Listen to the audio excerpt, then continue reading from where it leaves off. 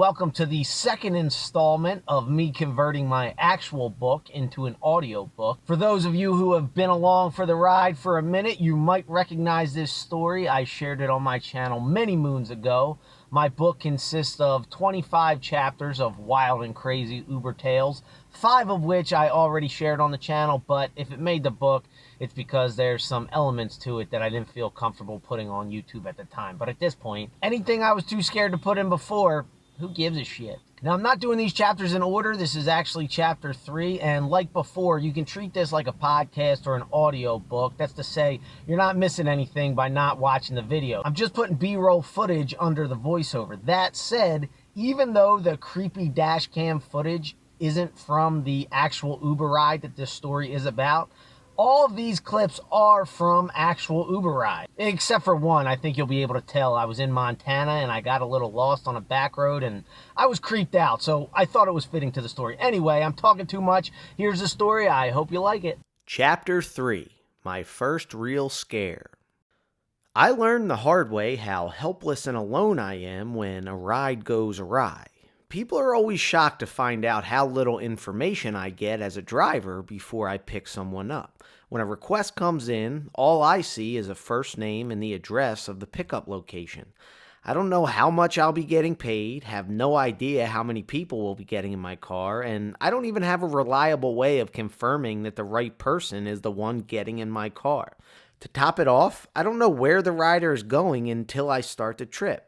On one hand, it makes sense for Uber to do that because otherwise drivers would only accept the trips that would make them a lot of money and only going to the places where they want to go. On the other hand, it's complete bullshit for Uber to do that because Uber doesn't classify drivers as employees. We're independent contractors. And if I really was an independent contractor, I would get to choose what job I take before I take it, set my own prices, and I wouldn't get penalized when I don't accept the request. But Uber has Silicon Valley funding, which means they can afford the lawyers and the lobbyists who make it easy for the politicians and the judges to ignore the labor laws that are meant to protect the forgettable peasants who drive for Uber. As a side note, recently, due to Uber's ongoing court battles to make sure their drivers do remain classified as independent contractors, some of these things have changed in certain markets. Here in Philly, I can now see how much I'll earn from a trip and where the rider is going. When I'm driving in New Jersey, though, I see neither of those things. Regardless, for all the stories in this book, including this one, those features were not yet available. All I knew when I accepted a request was the address I needed to pick the rider up at and the first name of the account holder who ordered the Uber, which isn't always the person getting into the car. Point is, as a result, drivers have very little control over their income, but the even bigger issue has to do with safety, and I realized how vulnerable I was as an Uber driver my very first night working. It was a Friday night and I'd grabbed pizza with my friend Jimmy. Despite his best efforts to get me to go out with him, I was hurting for cash and thought I'd finally give this Uber thing I signed up for a shot. Before I knew it, I was 15 rides deep and a couple $100 richer. What's more is I had fun doing it. Sitting in my car, listening to music, meeting people, and getting a glimpse of the lives they lead, this gig was sweet. It was now past 3 a.m. and I found myself an hour and a half away from my home. Like any contractor, time is money, and there was no way in hell I was wasting all of that time and gas to drive home, so I figured I'd leave the app on until I got closer. Being that it was in the middle of the night and I was in the middle of nowhere, I was surprised at how quickly a new request came through. Geez, I thought, do people ever not need rides? It felt like I just found an endless source of income. I followed the GPS through unfamiliar backroads that finally brought me up a dirt path and into the gravel parking lot of a large wooden structure. The outside lights were all off, only a single upstairs room had a light on. I honestly couldn't tell if it was a bar or barn, and I wouldn't be surprised if it was once the latter converted to the former. You have to understand something about me. I do not do well in rural areas. I've always said I'd prefer the worst neighborhood in a city to some backwoods deliverance shit. At least in a city, people can hear me scream. My uneasiness with the situation only escalated when a young man with curly hair and a drifter look to him left the bar and approached my car with a walk so staggered I knew from 20 yards out that he was beyond hammered. We get on our way, and he explained to me that after the average patrons get the boot at 2 a.m., the owners of that bar let a few regulars drink after hours, casually adding, "Unfortunately, tonight was one of the nights that the ghost came out, so we had to leave." People don't say something like that so nonchalantly without wanting to talk about it, so I played along.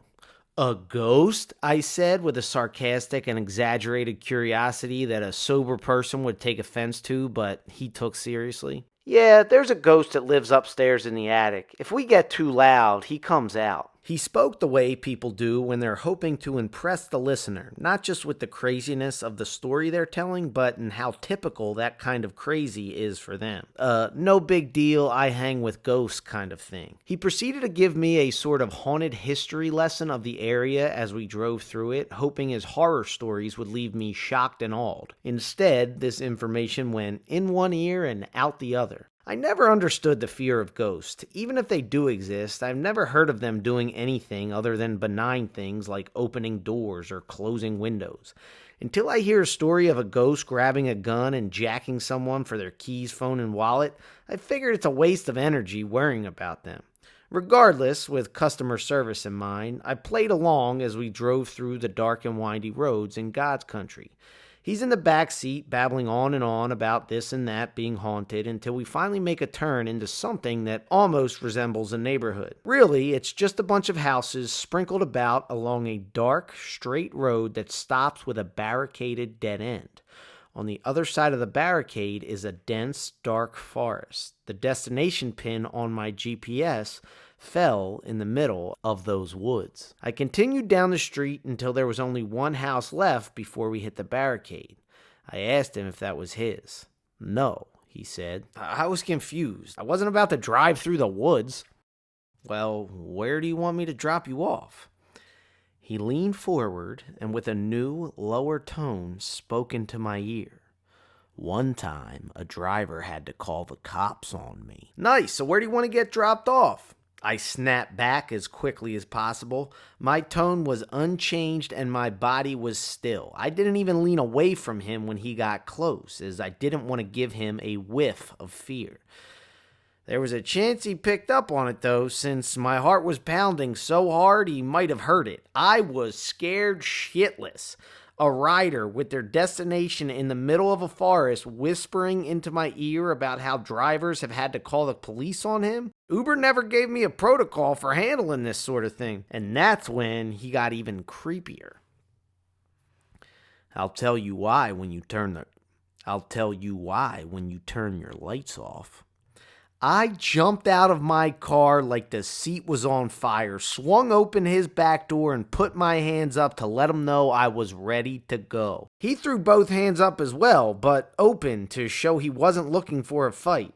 No, it's not like that," he screamed. "I don't care what it's like. Get the fuck out of my car. I just want you to turn the lights off because they're shining into that person's house." "Sorry, dude, the lights are staying on." Now, you have to remember, Uber was still pretty new at that point, and this was my very first night of driving. Perhaps I was naive, or perhaps Uber just did a really good job of marketing to a schmuck like me.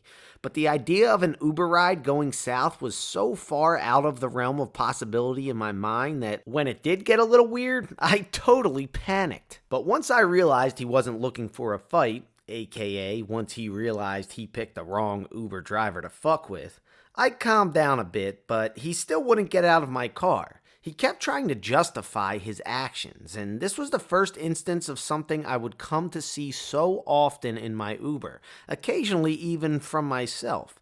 When there was any sort of confrontation or disagreement, even after the situation is resolved, some people have this weird need to justify their actions and gain acceptance from the person they disagreed with, even though these situations are all involving strangers. Even after I told him we could drop it and he could just go on his way, he babbled on and on, trying desperately to gain my approval. The whole time he talked, I kept thinking, why does he care so much about what I think of him? I wasn't about to turn my back to him or get back into my car while he was still within striking distance, so I stood there as he talked incessantly. He explained that the reason the previous driver had called the cops on him was because he had been so drunk he put the wrong destination into the Uber app and he didn't remember his actual address. Seeing his drinking habits that night, the story checked out, but given the ride we just had, I wouldn't be surprised if he came off a little creepy to that other driver as well. This was my first lesson in perhaps one of the most recurrent and egregious sins of the average person I would encounter while driving Uber, and that is the complete and utter lack of self-awareness. And to add to it, this guy was so clueless as to how awful this situation was. He calmly thanks me for the ride, reaches into his pocket and pulled out a couple bucks to give me as a tip, and then simply walked away. Alcohol is one hell of a drug. As I pulled away, I realized that his creepy actions were the result of extreme innocence rather than ill intent.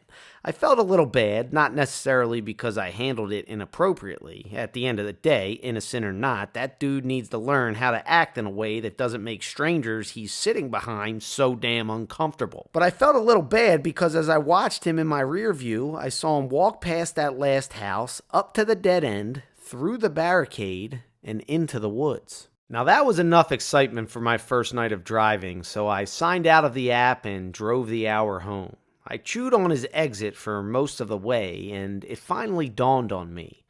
Was he trying to tell me that this was an instance of him putting in the wrong address again?